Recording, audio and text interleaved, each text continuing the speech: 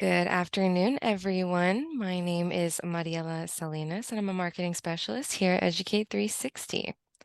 Welcome to today's webinar. What is a project management office? Presented by the managing director at Velopi, Seamus Collins. We are in Zoom for today's session, and we will be sharing a copy of this recording with you in an email after the webinar. We do encourage participation throughout the webinar, so please use the chat or the Q&A option for our short Q&A portion after the presentation. Educate 360 is so excited to present this webinar today. I will now hand it over to you, Seamus. Hi, thank you, Mariella. I'm Seamus Collins, and I'm here for a short presentation on what is a PMO. And again, I'll take questions through chat or whatever form you want to send them to me in, and Mariella can put them to me at the end of the session. Or you can reach out to me privately after the session as well. I can put up my contact details. This is a question I suppose I get quite a lot. People talking about setting up a PMO, or else maybe their PMO is under pressure and people are saying we're going to disband the PMO, or they're getting maybe pressure. What value is it bringing anyway? So we're going to discuss today. I suppose we've only got a short amount of time. What is a PMO in the first place? How do they develop? Because some people have no vision for their PMO and they've no roadmap for its development or the services it should bring to the organization. They just set up, but they're going nowhere and they don't evolve with the business, or there's no roadmap for them to track on. What are the critical success factors? How do these things fall apart? And in many organizations, they do fall apart. What metrics should we keep? And this is the really hard one, because PMO are very good at times at putting KPIs and putting measures on other people. But what about putting that measuring stick on ourselves as a PMO? Why do they fail? And again, as I said, they do fail in many organizations, and then they get restarted again and they fail again about 3 years later. Just need to briefly give you some heads up on that. I can't get into all the reasons here today, but I'll give you some insight. And then start to think about, if you are thinking about something like this, what would that implementation model look like? Now, there's separate courses on how to set up a PMO, and again, if you want to talk to me about something like that, that's fine. But I'm going to try and answer some key questions so you leave here today with some value. That's really what I want to make sure, is you leave here today with some value. So the first thing, what is a PMO? Now, the good news, I think, for everyone here is there is no standard definition. There is no standard definition of what a PMO is, or what it should do, or what services it should offer to an organization. Okay. Now, so you can see here, there are so many different titles. We would come across PMOs, program management office, project support offices, portfolio office, so many different titles.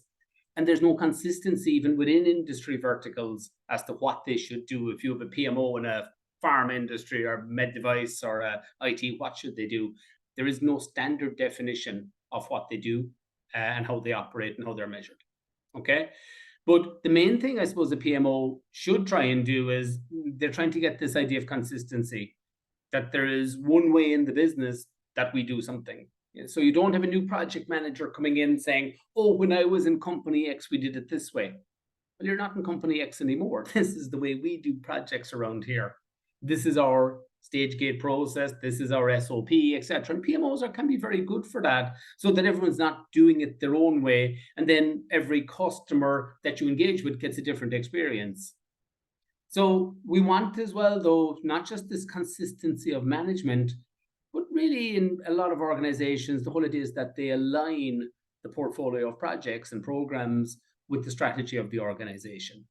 Okay, that we don't want the guys at the C-suite, men and women, discussing a strategy for the organization and a disjoint between what's happening on the ground. We need those two things to marry together. The strategy, portfolio implements the strategy. And the PMO can be a very good link to show that interconnection. We're doing this because this is the direction we've been given. Okay. But the big thing, the PMO really wants to determine if investments and projects are paying off.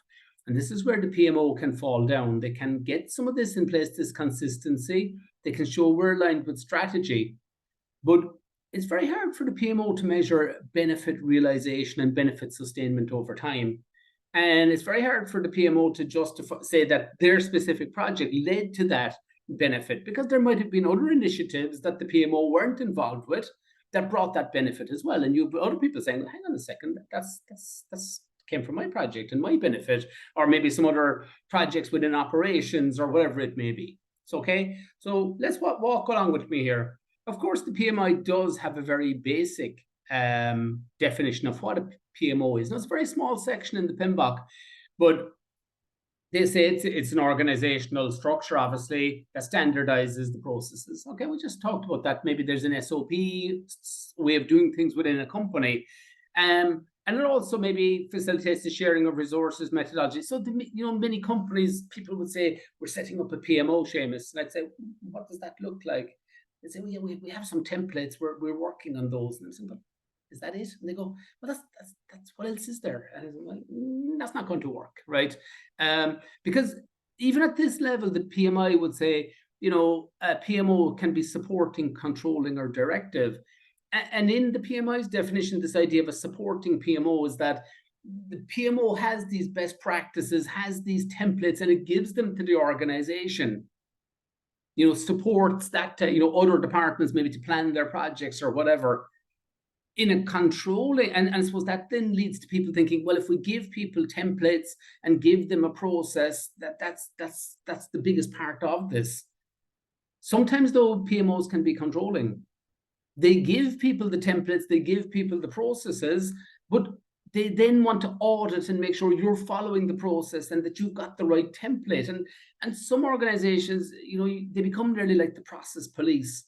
And they become the hate, they're saying, you've got the wrong template. And you're going, does that matter? So again, that's the danger. If the only value you're adding is supportive or controlling, well, hang on a second, is there more to it than that? The PMI would go further then and say, well, actually, in some organizations, the PMO controls the projects and runs the projects out of the PMO. So they're more directive in nature. Okay. But you can see here is the PMI would say the primary function is to support the project managers. So in some places it is like a group, a functional area, and the PMO, they have a career path there. They have learning paths for their project managers. It's like a school for them that, they get bigger and bigger projects. They share knowledge.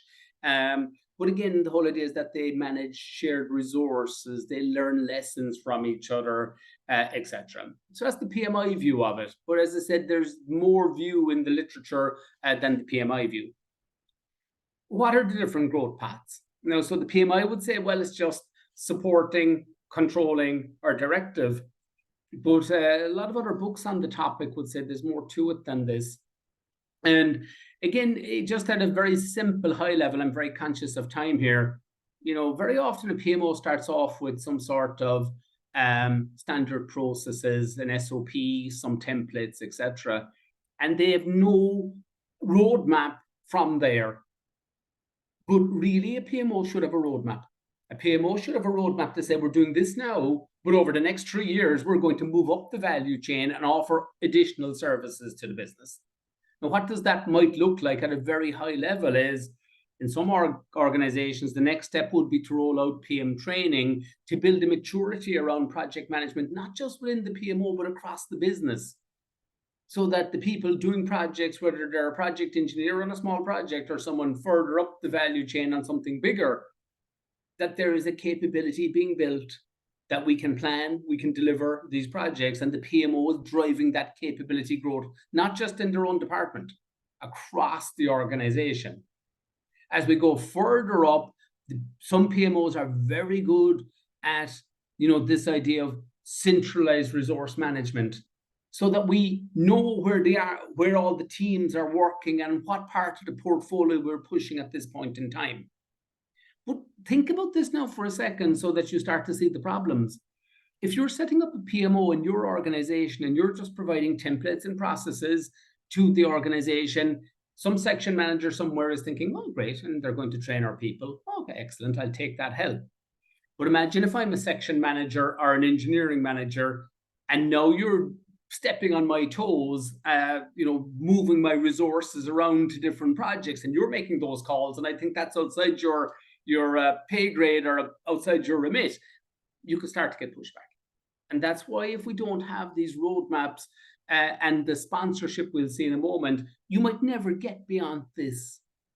You might just always be a paper pusher. You might always just be the process police around the place. And we've no way of showing your value. Now, I'm being derogatory there to try and get you to think about this. I'm not being insulting. I'm in a PMO myself and have been in many of them. But the roadmap is important.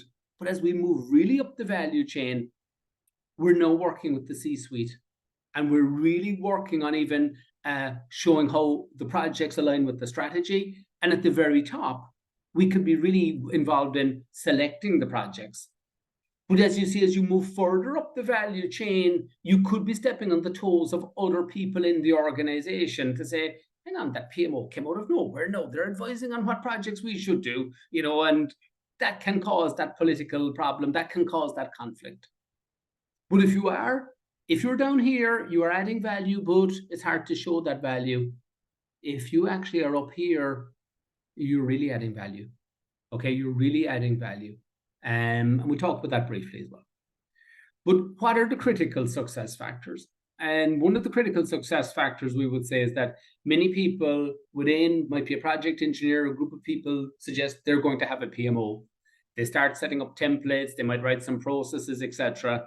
But they have really no executive sponsorship.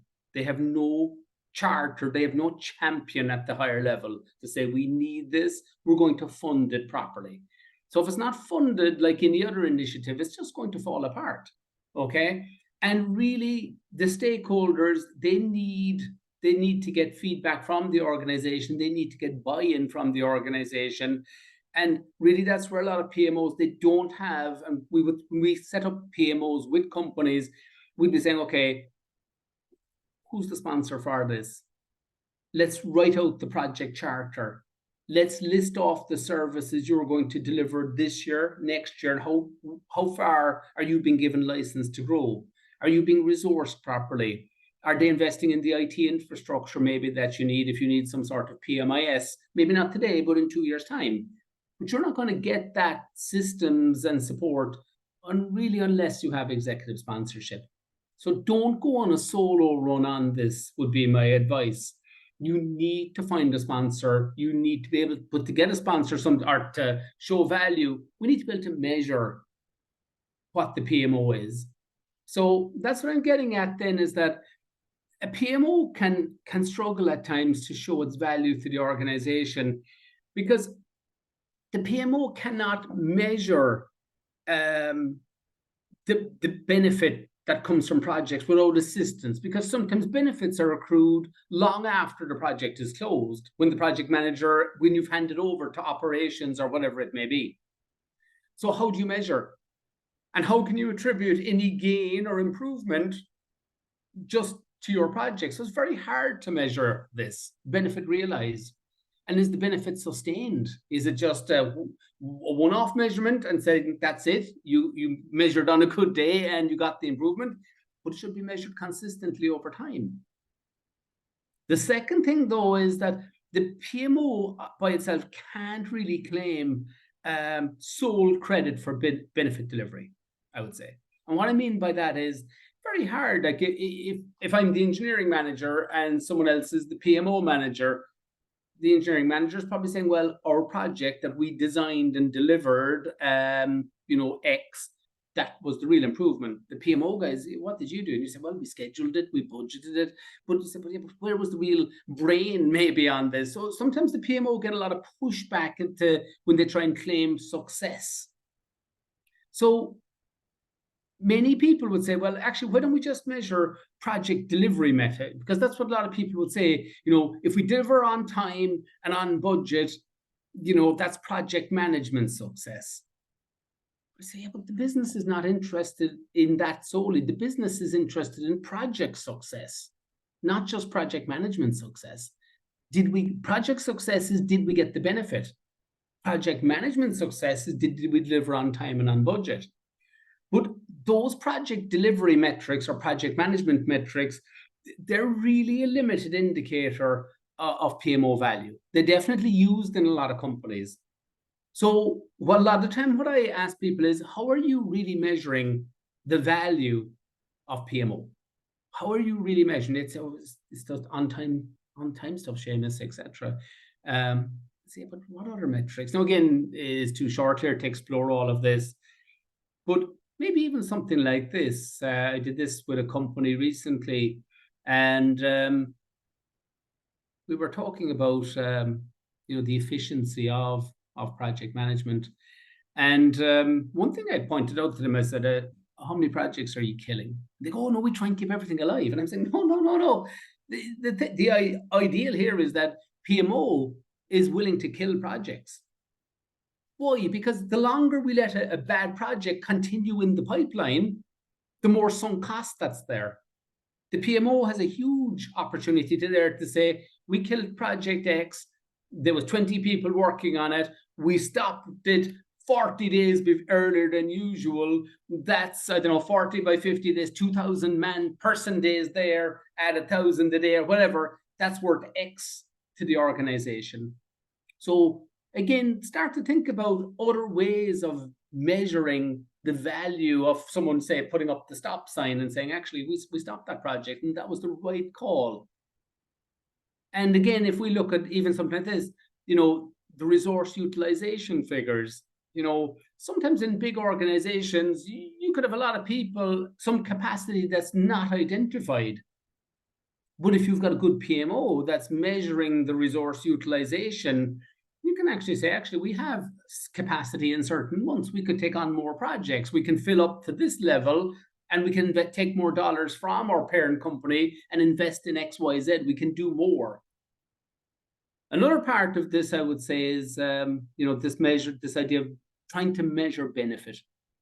And a good PMO will be able to put together a benefits register and really understand when we're going to measure it, how we're going to measure it, who's going to measure it, all the things about the benefit, and make sure that we're really zoned in on that. So good PMOs will have that way of measuring benefit. Now, not all benefit is tangible financial, but they will have other ways maybe of looking at intangible, non-financial stuff as well. But all of this, fair enough, budget variance, we talked about that briefly, but that's I would say, limited indicator. But you can, again, improve your estimation techniques and say, well, actually, we did estimate this and the actual was this. So budget variance, schedule variance, all those things are valuable because they're obviously, you're doing projects to hit a certain market, or you're doing projects because there's a business case based on a certain investment. And if that investment estimate is off, well, then maybe the whole business case is undermined. But look at this here, the percentage of projects aligned with the strategic objectives. I really like this because this cuts out pet projects within companies. And in every department, there are so many projects really that are dreamt up by people on the ground that really aren't strategically aligned. And a good PMO will stop that waste. Like, we're already constrained on resource. We need to stop any sort of waste or side projects or back burner projects, whatever you want to call them. We need to focus on what we've agreed to. We need to implement our strategy. So we move forward from this and we say, well, why do they fail? Now, I'll come back to the metrics now in a moment just to get you thinking about this. But why do PMOs fail? And I said to you already, they do fail because you're pushing the stone up the hill all by yourself. You've got no one at a senior level championing the project. No one really sees, no one's really convinced at a higher level that we need it. And then it falls apart once you start looking for money, once you start looking for resources. People say, but can you just stick to the day job? And it just falls apart. So you could have put a lot of effort, a lot of energy into something, and behind the scenes, people are thinking, well, who asked you to do this? And you haven't come up with maybe the charter for it, etc. In many companies, as I said, when it's just a controlling type thing, PMO can be a problem for itself because they're saying, well, actually, all value you've added here is you've added another 5 pages to a template, or you're getting me to fill in things in triplicate, and I'm beginning to despise you because I'm already busy. And now you've come along saying, actually, you've changed the risk register from low, medium, high to 1 to 5. And now you want me to rework all the risks for the last year into some new format or whatever. So again, it can be if you're just seen as a kind of a big brother and process police, again, the organization would say, well, if that's all value you are adding, well, we don't want that. Some of the organizations is too bureaucratic. And again, we would often say to people, PM light, PM light. And what does that mean? As in the project manager, it's not a one size fits all. If you've got a project below a certain value that's only impacting some small department or small group of users, well, then maybe we just need something very light. But if we have a huge investment worth millions, well, then we need something with a bit more rigor in terms of project management around it.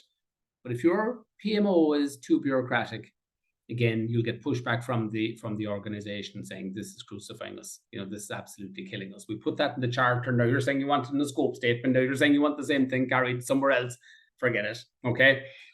Lack of resource management. Again, some PMOs fail because it's nearly whichever project manager is shouting loudest is getting the resources, not being managed really. We're not utilizing the real resource of the organization in a coordinated way to bring benefit. So PMO kind of project managers fighting among themselves, constantly vying for resource. And maybe there is resource there if they move things around and we're more able to understand what the hell they're trying to do and where the pinch points are. And again, as I said, no obvious benefits. Okay, so where this brings me to then is this slide here. And I just want you to, and as I said, I'm conscious of time today, but you definitely need a sponsor. If you're going to set up a PMO, you need a charter for your PMO. You need a roadmap for your PMO to say what services it's going to bring. This year, you might say, I'm going to do templates and processes. Next year, I'm going to do training for the organization. The following year, we're going to implement a resource management system. The following year, we're going to, be involved in strategy or whatever it may be. But think about it like this. Is the PMO creating value or bringing benefit to the organization? And look beyond project delivery metrics, okay? Project management delivery metrics. And in some cases, I would look at the project manager's effectiveness, and we want to manage more projects. And what I'm getting at here is, in a very simple way, in some organizations, you might find a very senior project manager. And one way of looking at this is you'd have a very senior project manager, and I'd say, what are you doing all day? And you say, oh yeah, I've got to put this data into this form, and I got to move that form over here, and and it's very administrative type work. It's not, they're not really applying their brain, they're just churning through administration type stuff. And really, if a very senior person is doing administration, well, they're not going to manage more projects for you. But then sometimes project managers are using the paperwork nearly at times to avoid awkward conversations with senior managers. So are they really getting senior sponsor engagement on their projects? Is that communication there? If they need resources, if they need decisions made, are they focusing on that right type of stuff? The number of engagements they have with their sponsor. And are they doing that really, cost effectively? So like, what is the overall cost of project management in your organization? And one metric I did recently with a company was, I said, okay, how many business cases were written by the project managers? And they had a certain number. I said, okay, how many charters were written? And they gave me a certain number. Okay, how many of those went forward? And that, what point was the cutoff? And again, like the amount of business cases written was huge. But it was a total waste of time if you think about it, because fair enough, the bigger the group we can select from, the more chances of picking successful projects. But some of them should have been just killed up front, saying they don't align with the strategy. That was a silly thing to even go trying to push that. It's not, there was no business case there. The figures are massaged. They're pie in the sky. So again, you got to look at the things we're doing, and is it adding cost or is it adding value? And that's what I often say to my team. You're very busy. I say, but are you adding cost? Are you adding value? Okay. The second thing then is that we need to get these business outcomes quickly. But some project managers are not good at identifying bottlenecks and constraints. And they're not good at, understanding the pinch points up along. So again, be very clear on what resources you need in your look ahead. Where those resources coming from? Are you always hitting the wall saying, "Oh, a resource problem there, no boss"? We shouldn't know about it just on the day. We should be talking to the other project managers, understanding, are those resources freeing up? What's the likelihood of them being delayed? What's the alternative? So we got to try and understand this interdependencies with other projects. But we need as well to see, is the PMO creating value by having productive project teams? And one thing I looked at here when I was looking at productive teams was I measured a few different things.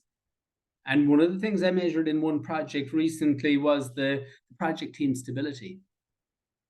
Because I've noticed that in some teams where we've lots of people coming and going and chopping and changing, where we've a lot of churn, we usually end up with project delays later.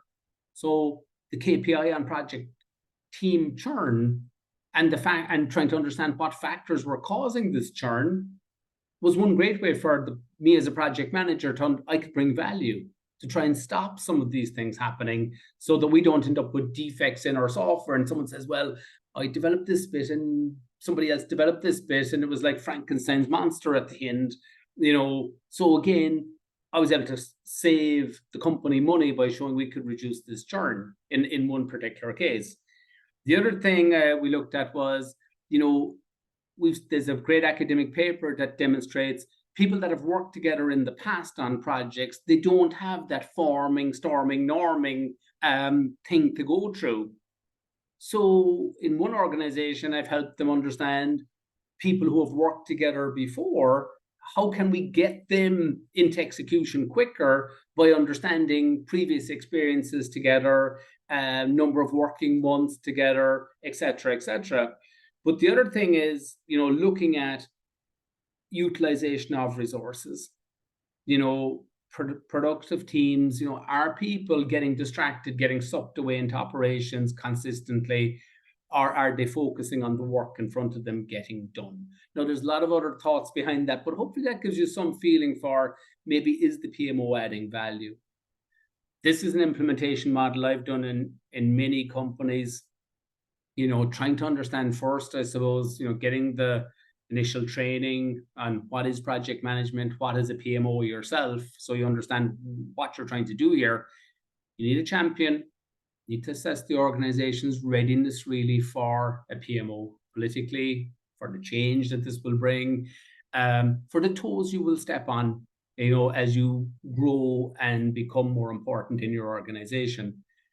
Develop that charter with your vision for the PMO, the roadmap for the PMO, the list of services, the amount of investment.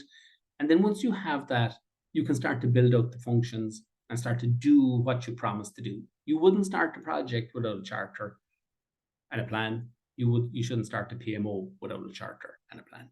Okay. You implement the functions and then you learn lessons, but you got to put the KPIs on yourself so that when somebody comes to you saying, what value have you brought? We've given you X $100,000 to implement this PMO, or you've got a PMO of 5 people, it's costing us $500,000 a year, and you want to add 2 more people. Okay, show me the value. And that's all I did with some, companies is showed them the kill rate of projects, saying, well, we saved this much money by killing these projects early.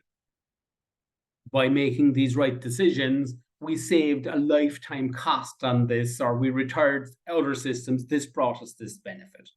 So again, you got to be willing to think about the KPIs to measure yourself. Okay. Now I'm out of time pretty much, but if there's any specific questions, I will take them. Is there any questions from anybody, or is anyone here struggling with any aspect of a PMO at the moment? I might not be able to answer it here and now. But is there any questions there, Mariella, from anybody, or are we okay? I will give our audience like a minute to throw any last minute ones, but right now it doesn't look like it. But if you If any of our audience needs any more info on this topic, they can visit us at velopi.com. And if they missed out on any part of this session, we will be sharing a recording with all of you in an email after the webinar. But other than that, it looks like we are good to go. Okay. Yeah, awesome. Okay, thank you very much, Mariella, and thanks to everyone for listening. If you have any questions, as I said, reach back out to Mariella when you get the recording. And I hope maybe today was some bit thought provoking for you. If you are running a PMO or you are in a PMO and it needs a bit of reinvigoration, maybe start to think about, have we got a sponsor? Have we got a roadmap? Have we got KPIs? Have we got those things in place? Okay. So thank you very much for attending, everybody. And reach out to me if you need anything. Okay. Bye bye now. Absolutely. Alrighty. Thanks, everyone. Goodbye. Bye.